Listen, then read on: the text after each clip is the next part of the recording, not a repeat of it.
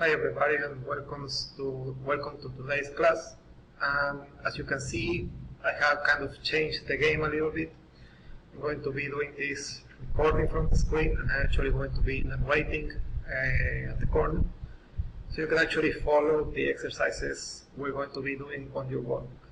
I'm also going to be sending you these pages so you can do them at home. We're going to be doing most of these two pages, which are pages 8 and 9. We're going to be doing them for the class, and the last two exercises are going to be your homework. Okay, remember you have to turn this in before Friday at midnight. Okay, let's start. Today's lesson is called In the Streets, and we're going to be covering vocabulary features of the city. Remember last time we actually covered adjectives describing places, and we're going to be covering features of a place or a town or a city. So exercise 1A, and for exercise 1A we're going to be looking at these pictures 1 through 8. You have them here on the right side, and the use of the subtitles is going to be of a huge help for you, because basically you're going to be seeing what each one of these is, and you can actually just put them in here. For example, traffic light is letter M, for example, or crosswalk is letter X. Let's start. Number 1, traffic lights. Number 2, crosswalk. Number 3, bridge. Number 4, tunnel. Number 5, bus lane. Number 6, railroad crossing. Number 7, bike lane. Number 8, bus stop. Number 9, sidewalk. And number 10, road sign. Again, you have to put the letters in the little squares here to tell us which one is which. Pretty simple, pretty easy to do. Okay, next one.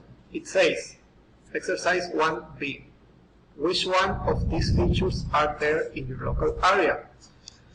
And there's an example in blue. It says, in my local area, there are traffic lights, but there isn't a crosswalk. I can say, as an example myself, I can say, in Wasabe, there are sidewalks, but there is no tunnel, or there are no tunnels. And you have to do a small sentence about the place you live. Okay, carrying on. Number 2, listening and reading. It says, read the title of the text, and just the title for now. We're not going to be reading the text yet. And look at the pictures. The pictures are in here, the picture we just saw, and the title of the text is actually in page 9, which is in here. It says, police camera action. So we're going to be looking at these two, and it says, what do you think is happening? This is a small exercise. You're going to be saying, and you're going to be writing down in your notebook. You're going to be saying, oh, I think there is X thing going on there, or this guy is actually doing this to the car, and the police car is actually doing something else, etc. Okay, so based on your imagination, on what you think is going on, you're going to be writing a small sentence. And that's everything for exercise 2. Now, exercise 3, we actually have to read the text now. The text, again, is on page 9. It's this text. It's a little bit lengthy, but you can do it pretty easily. And we're going to be checking these words in a moment so you can know what they mean in case they are troublesome for you. Okay. So, I'm going to be reading this, and you actually have to read the text before you answer exercise 3.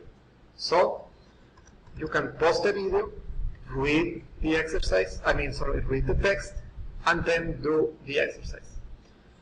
Okay, says, read the text and match the statements 1 through 6 as T for true or F for false. Correct the false statements. Correcting the false statements is like saying, if a statement says, this guy's bike is blue, but it isn't blue, you have to say, this guy's bike is in blue, it is actually red, for example. It's a small example of a correction you have to do in case the statement turns out to be false. Okay. Number 1, the show features real police officers. Number 2, all the video footage is from helicopters. You have to be marking F or T, remember. Number 3, police camera action shows lots of different crimes. Number 4, the suspect doesn't injure any pedestrians. Number 5, the suspect goes under the bridge. Number 6, the patrol car follows the suspect through the tunnel. And 17 for page 8. Now we're going to be turning to page 9. Okay. In page 9, we have an exercise of grammar. It says prepositions of movement. Exercise 4A. Look at the sketches. Use them to describe what is happening in the pictures 1 through 8 in exercise 1. It says over, under, past, out of, up, down, across, along, into, through, and toward or towards. Okay, I almost forgot to tell you these words. The ones that say check these words. They are probably the most troublesome ones in the text, but not all of them were. For example, popular is the same in English and Spanish, is just pronounced different. So we have popular, real life, road crime, documentary, reality show, feature, video footage, handheld camera, focus on, catchy title, narrator, draw, viewer, voice over, suspect, pedestrian, injured, U-turn, oncoming traffic, shocked, patrol car, speed. And there's a small mistake here. It says cut speed off. It should be cut us off. And the last one, channel surf. Okay, those could be the troublesome words. And lastly, last but not least, we have exercise 4B.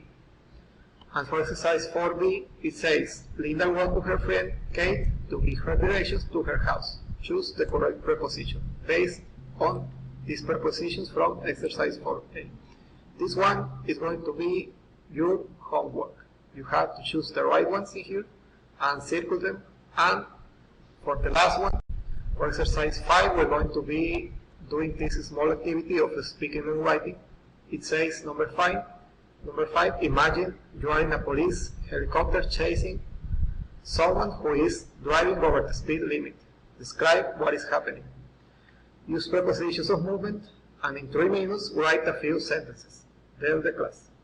Okay, here, to make it a little bit more interesting, I'm going to give you the liberty to be either the guy in the police chase, in the police helicopter, sorry, or the guy going over the speed limit, the guy who is actually running away. I know some people actually like to be the bad guy, so you're going to have this liberty. No, in case you like being the bad guy, you can be the one actually running away, and you can describe what you are doing. Or if you like, you can be the policeman, and you can actually, sorry, my throat is going dry, sorry for that.